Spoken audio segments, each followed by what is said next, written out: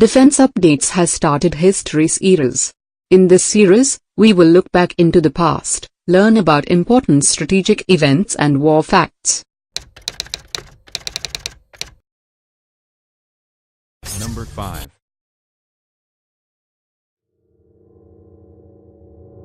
The Bangladesh Liberation War ignited after the 1970 Pakistan election, in which the East Pakistani Awami League won 167 of 169 seats from East Pakistan and thus secured an absolute majority in the 313-seat lower house of the Parliament of Pakistan.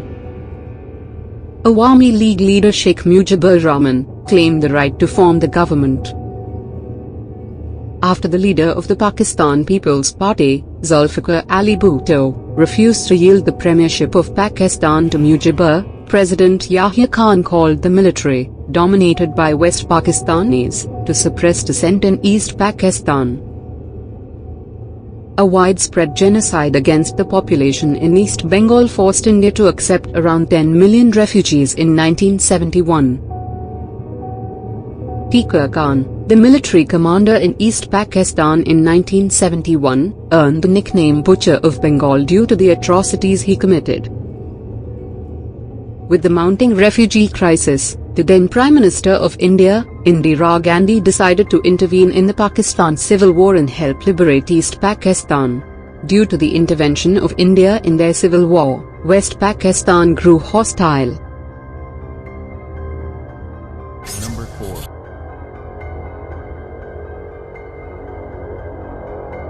Pakistan Air Force launched a preemptive airstrike on 11 airfields in India on 3 December 1971 at around 5:40 p.m.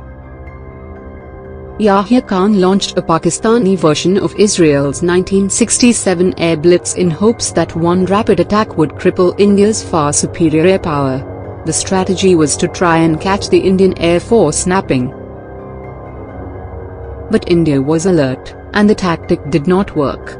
An interesting point to note is that, during these attacks, Taj Mahal was covered with twigs and leaves and draped with burlap as its marble glowed very bright. The Indian Air Force wiped out the Pakistan Air Force within the first week of the war. The Indian Navy was not behind. It conducted Operation Trident. Karachi port was attacked by India on the night of 4th and 5th December, in which Pakistani destroyer PNS Khyber, minesweeper PNS Muhafiz were destroyed, and PNS Shah Jahan was badly damaged. Number 3.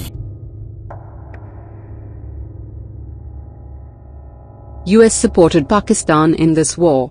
On December 9, Nixon, the then president of US, decided to send US 7th Fleet led by the aircraft carrier USS Enterprise into the Bay of Bengal to threaten India.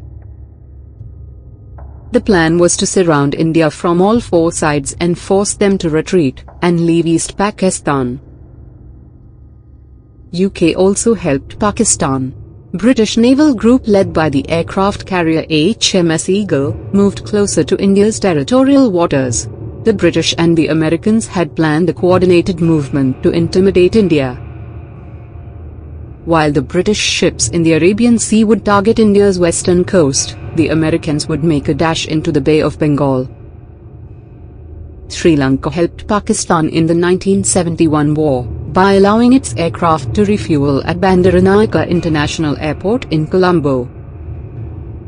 In 1948, Sri Lanka radically changed its constitution, derecognizing Tamil as a co-national language, and declaring Sinhalese as the sole national and official language of the country, depriving Tamils of most of the government jobs. Indian government repeatedly warned the Sri Lankan government, but they didn't pay any heed to Indian warnings.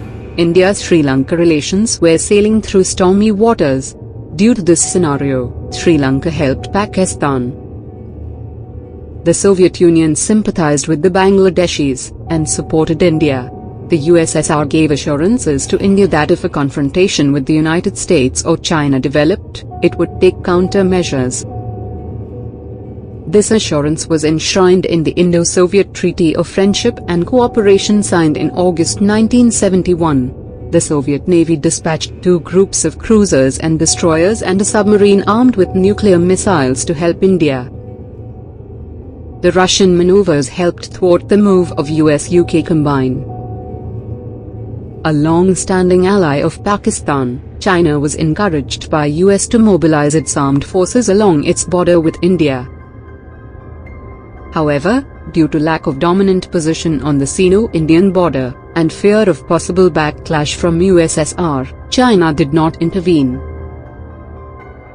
There was also a line of thought in that independence for East Pakistan was a foregone conclusion. China endorsed UN proposal for a ceasefire and demanded mutual troop withdrawal, but was not prepared to intervene militarily. Number 2.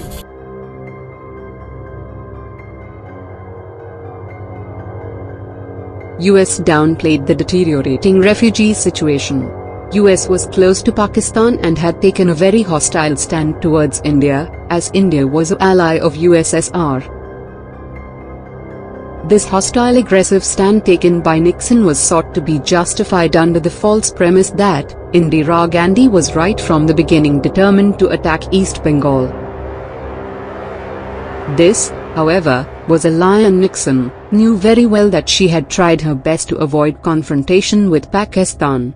As a matter of fact, Indira Gandhi tried her best to persuade Nixon to intervene at an early stage to help her do so. In July 1971, Kissinger had a stopover in India on his secret visit to China. At that time, mass fleeing from East Pakistan and terror by the Pakistan army were creating havoc in West Bengal and the rest of the country. She, therefore, invited Kissinger for a private breakfast to be able to discuss the matter urgently. However, on the previous evening, Mrs. Indira Gandhi telephoned General Manekshaw, Indian Army Chief, and told him that she would like him to come and meet her at breakfast the next morning. She did not disclose as to who her other guests were. She further told the general that when he comes for breakfast, he should come in army uniform. So, General Manekshaw went for breakfast in full uniform, and soon they were joined by Kissinger. At that meeting, Mrs. Indira Gandhi was persistent in asking Kissinger to plead with Nixon that he should try to restrain Pakistan from what was being done in East Pakistan. She explained that because the conditions there were becoming intolerable, it was almost becoming impossible for India to remain silent. Kissinger, however, went on dodging and would not really give a straight answer. Mrs. Gandhi, however, still insisted, but to no avail. Kissinger would not give any assurance that Nixon would do something about it. At that time she stood up and, pointing towards the general, who was in full military uniform, told Kissinger that if the US government and US President cannot control the situation, then I am going to ask him, meaning the general, to do the same. There was stunning silence for a minute, and the sharp message was conveyed to Kissinger in a very stark manner. As a matter of fact, the general was himself surprised and suddenly understood the purpose as to why he had been asked to come in uniform rather than in civilian clothes at apparently a harmless meeting at breakfast. Number 1.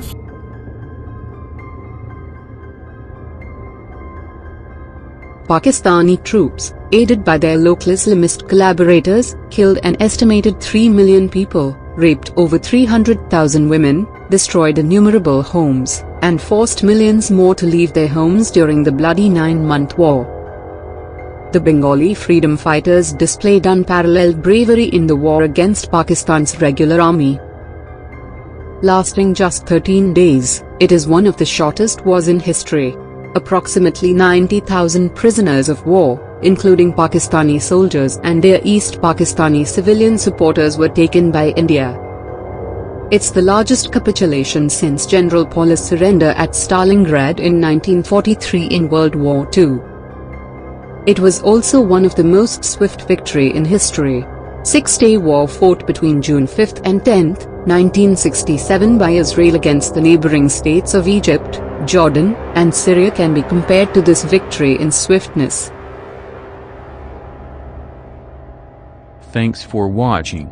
Subscribe for more videos like this. Hit the like button if you find the video interesting.